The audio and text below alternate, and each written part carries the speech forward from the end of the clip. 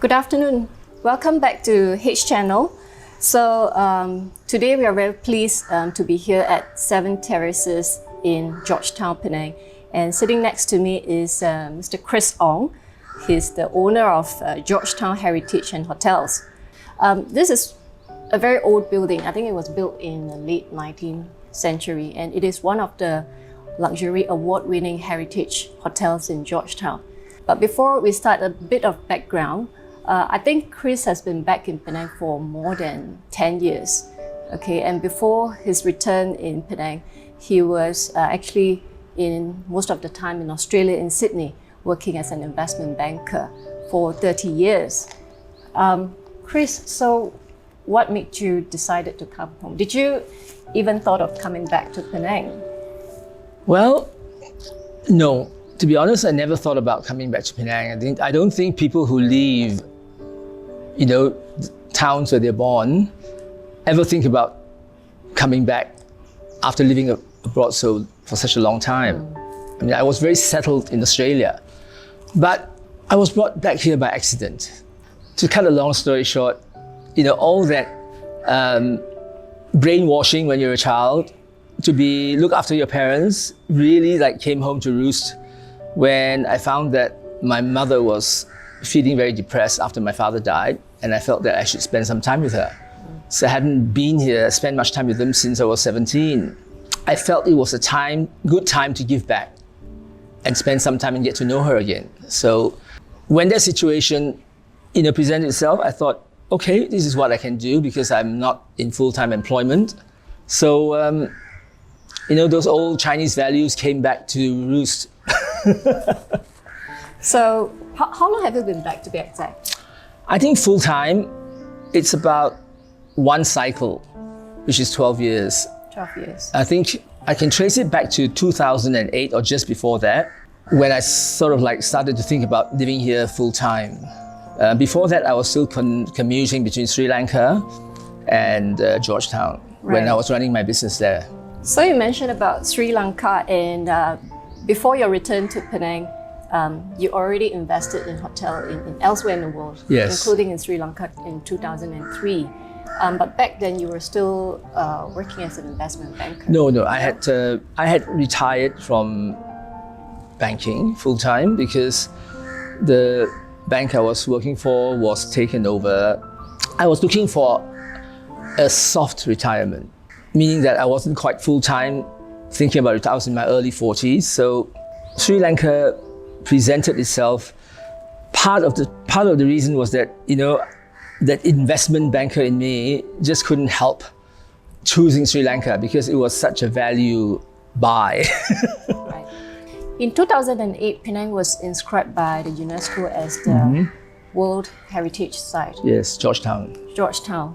After you returned, I think you had several projects. Of course, today you have the Georgetown Heritage and Hotels. There are 4 properties under... 4 properties, yes. Yes, 4 properties including 7 Terraces, Muntri Mews, Jawi Peranakan Mansion, and Muntri Grove, yes. Yes, Muntri Grove. Very interestingly, you also have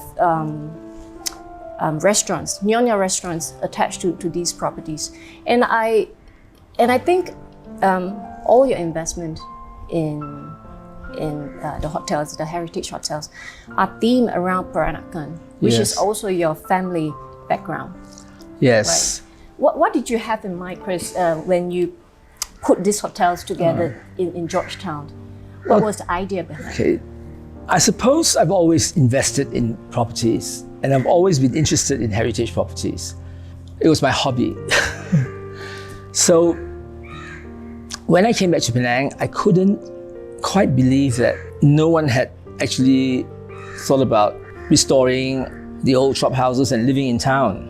So I thought, wow, this is a great opportunity. And it was also, since the Rent Control Act was repealed in the year 2000, there was really not a lot of transactions and not a lot of investment in the old part of town, in the UNESCO site. So I thought, why is that? This is such a great brand. UNESCO World Heritage is such a great brand anywhere else in the world. Right. I suppose local people can't conceptualize the fact that these this collection of heritage properties in the whole designated area is considered precious. And to a lot of local people, these were just the dirty, grungy areas of town that they rather avoid. But you've decided to do the otherwise. You bought the properties, you restored the so-called old buildings. Yes. And you bring new life to these buildings. Basically, as I said, I can't get away from being a banker, investment banker. My training was as a contrarian investor. And so it was just great that no one wanted them. But also I could see the beauty in them because, my family had some of these houses and I've always lived in the world of my grandmother. So, because I was brought up by her. So she was like always telling me about how beautiful these houses were. And I suppose when I was young, I couldn't quite see it, but I could start to see it later. So to me, designing these houses and how to use them is very natural because I know the layout of these houses.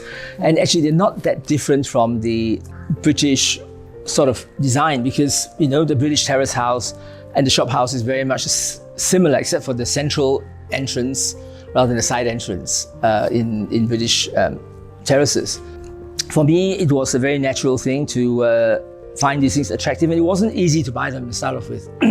There wasn't a formal sort of like heritage property segment in most real estate's portfolio, except that now, there's just too many. Right. So of course now we are sitting in the 7 Terraces. Was it one of the first properties that you restored, invested in? No, it wasn't, but it took a long time. I had my eye on it for a long time. The negotiations took a very long time, like years to conclude because it was just a bit too expensive to start off with because there was nothing, not very much that was usable here. It was really very dilapidated and burnt out. And so I was just looking at it from the land value perspective. It took me about 2 to 3 years, and across the global financial crisis in 2008, and I thought, great, the owners would probably understand that assets have repriced down, and they didn't.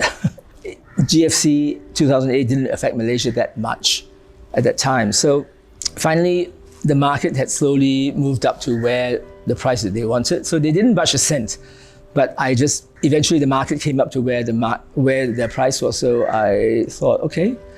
And also my friendly real estate agent told me that it was my last chance because some Singaporean was going to buy it that week. So I said to myself, do I really want it? And at that time, I said yes. So, and looking back, we always look back and then it's ridiculous at how little money that we were outlaying for these things at that time. I'm sure you understand that feeling after buying that amazing property so you've been involved in heritage properties as well. No, I mean, after buying heritage building, one of the processes, of course, to restore it, But in Georgetown, we have certain rules to comply. Structurally remains the same. However, we can do differences, in terms of architectural details, like the interior, the outlook. And you've also invested a lot of your unique pieces and collections and put them into these hotels. Well, I had a reason to invest in these properties. Basically, it's about thinking about my legacy and thinking about where I've come from, into my Peranakan background, and wanting to basically preserve a bit of my heritage and, in my hometown. That's a very strong focus. Yeah. So, can I ask you, Chris, which part of this process that you enjoy the most? Of course. You have so much passion. Of course, it's the search. The search is always exciting. I love the design part because it's about adapting these heritage properties to what and how we want to use them in a contemporary sense, right? We all are creature comforts. We all want our creature comforts, and we need to have our air conditioning, our en suites, lighting, recessed lighting, all that sort of stuff that we take for granted, but are not present in these houses, right? There's always a design challenge to hide things everywhere. I mean, air conditioning, for example, is the bane of my life, how to hide all those compressors everywhere. Right. But of course, I'm sure it's satisfaction. It's a sense of satisfaction after the building is being put up, being restored, and bring it to another level of elegance and beauty. Because not only it is the unique taste of the Nyonya food, but also the very comfortable environment. It's a wonderful dining experience here. Nyonya ladies always say to me, you mustn't change this, you must always follow the recipe or whatever. I think it's just ridiculous because they adapted things, so why can't I adapt things, right? Basically, I deconstructed Nyonya food and try to put in another level, take it to another level.